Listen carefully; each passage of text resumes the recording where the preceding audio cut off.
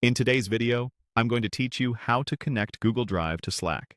By the end, you'll have Google Drive hooked into your Slack workspace, so you can quickly share files and get updates without leaving your conversations. Start by opening your web browser. Then head into Slack, either in the desktop app or at the Slack website. Make sure you're signed in to the correct workspace where you want Google Drive available. If your company manages app permissions, you may need admin approval to install apps, so keep that in mind as we go. Once Slack is open, look to the left sidebar. Find the three dots icon, sometimes labeled More. Click it to expand additional options. From the menu that appears, choose Tools to open Slack's built-in utilities and shortcuts. This reveals a path to the app directory where we'll add Google Drive. Next, click Apps. This opens the app browser inside Slack, where you can discover and manage integrations. In the search bar, type Google Drive. You should see the official Google Drive app appear. Click it to open the app's details page. Here you can skim what the integration does, like sharing files, managing permissions, and receiving notifications when someone comments or requests access.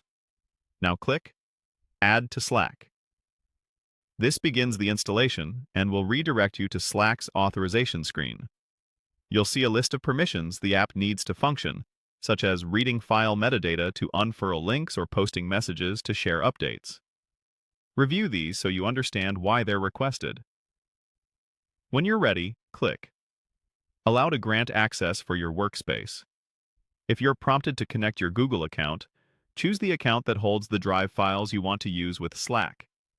Make sure it's the same account you rely on for work so sharing and notifications align with your projects. You may also be asked to confirm Google permissions. Accept those to complete the link. That's it. Google Drive is now connected to Slack. A few quick tips to get the most out of it.